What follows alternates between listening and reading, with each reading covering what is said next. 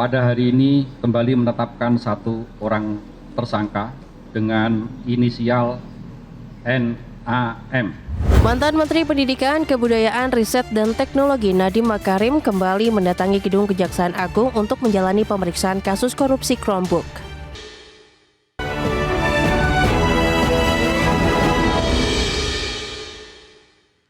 Kembali bersama kami di Prime Market Highlights. Pemirsa, Kejaksaan Agung resmi menetapkan mantan Mendikbudristek Nadiem Makarim sebagai tersangka kasus korupsi Chromebook pada periode 2019-2022 yang merugikan negara sebesar 1,9 triliun rupiah. Direktur Penyidik Jampitsus Kejagung Nur Cahyo Jungkung Madio menyebut penetapan Nadiem sebagai tersangka setelah Kejagung memeriksa sekitar 120 saksi dan 4 orang ahli dalam perkara ini. Sebelumnya Kejaksaan Agung juga telah menetapkan 4 orang tersangka dalam kasus ini.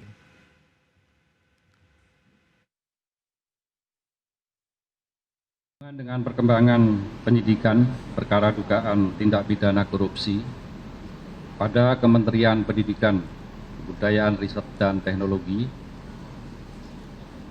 dalam program digitalisasi pendidikan tahun 2019 sampai dengan tahun 2022, dapat kami sampaikan bahwa berdasarkan hasil pemeriksaan dan alat bukti, yaitu berupa keterangan saksi, ahli, petunjuk, dan surat, serta barang bukti yang telah diterima atau diperoleh tim penyidik pada Jampitsus, pada hari ini kembali menetapkan satu orang tersangka dengan inisial NAM selaku Menteri Pendidikan, Kebudayaan, Riset, dan Teknologi Republik Indonesia periode tahun 2019-2024. Ya, sebelumnya Nadiem Makarim mendatangi Gedung Kejaksaan Agung untuk menjalani pemeriksaan kasus korupsi Chromebook.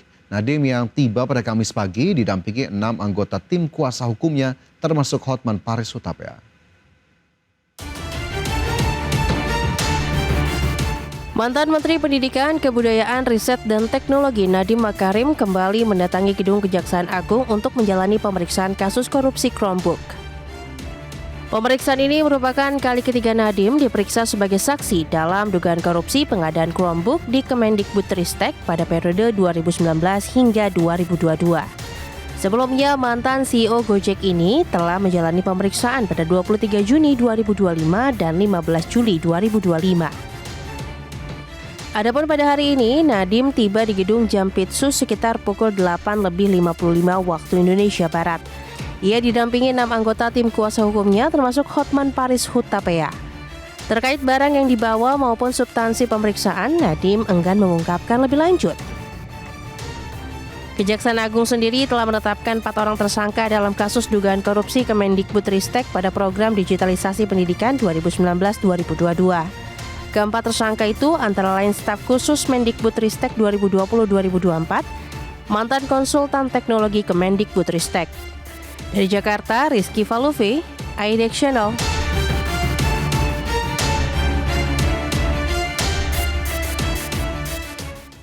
Ya, masih seputar kasus korupsi, pemirsa, Komisi Pemberantasan Korupsi atau KPK menyita uang sebanyak 26 miliar rupiah terkait kasus dugaan korupsi kuota haji pada masa Menteri Agama Yakut Kholil Qomas.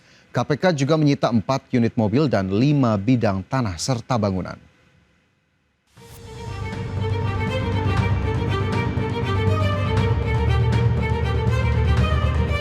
Komisi Pemberantasan Korupsi menyita sejumlah uang dan aset terkait kasus dugaan korupsi kuota haji pada masa Menteri Agama Yakut Kholil Qomas. KPK belum membeberkan pemilik dari sejumlah uang dan beberapa aset yang disita tersebut. Meski demikian, uang dan sejumlah aset yang disita salah satunya dari penggeledahan di kediaman mantan Menteri Agama Yakut Kholil Qomas di kawasan Jakarta Timur pada Agustus lalu.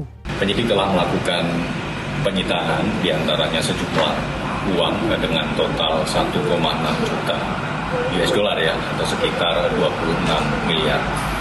Selain itu penyidik juga telah melakukan penyitaan terhadap kendaraan roda 4, ada sekitar 4 unit dan kemudian penyidik juga telah melakukan penyitaan aset berupa tanah dan bangunan, ada 5 bidang gitu. Jadi penyidik masih akan terus menelusuri terkait dengan aset-aset yang diduga terkait ataupun merupakan hasil dari tindak pidana korupsi ini. Setelah perkara ini dinaikkan ke penyidikan, Komisi Pemberantasan Korupsi mencegah mantan Menteri Agama era Presiden Joko Widodo itu untuk bepergian ke luar negeri. Surat pencegahan ke luar negeri dikeluarkan KPK pada 11 Agustus dan berlaku untuk 6 bulan ke depan. KPK juga telah memeriksa Yakut Kholil Qomas pada Kamis 7 Agustus lalu. Yakut diperiksa hampir 5 jam dan memberi klarifikasi terkait pembagian kuota tambahan pada ibadah haji tahun 2024 lalu.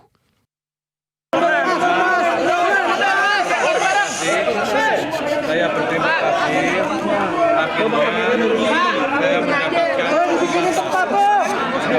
kesempatan untuk mengklarifikasi segala hal, terutama yang terkait dengan pembagian kuota tambahan pada haji tahun 2024 yang lalu. Kerugian negara akibat perkara ini mencapai lebih dari 1 triliun rupiah. KPK menyebut angka tersebut merupakan perhitungan internal KPK dan sudah didiskusikan dengan Badan Pemeriksa Keuangan atau BPK. Tim Liputan IDX Channel. Wakil Ketua DPR RI Sufmi Dasko Ahmad menegaskan DPR akan segera membahas rancangan undang-undang tentang perampasan aset. Dasko menyebut RUU perampasan aset akan dibahas setelah RUU Kitab Undang-Undang Hukum Acara Pidana atau KUHAP rampung. Menurut politikus Gerindra ini pembahasan harus lebih dahulu KUHAP agar tidak tumpang tindih. Adapun saat ini pembahasan RUU KUHAP masih dalam tahap partisipasi publik dan akan segera dituntaskan. Dasko memastikan proses pembahasan RKUHAP segera diselesaikan untuk membuka pembahasan RUU perampasan aset. Ya tadi sudah disampaikan kepada adik-adik mahasiswa bahwa undang-undang perampasan aset itu terkait dengan beberapa undang-undang yang saling terkait dan supaya tidak tumpang tindih. Terakhir kami sudah sampaikan bahwa tinggal menunggu KUHAP selesai, kita akan bahas undang-undang perampasan aset karena itu saling terkait.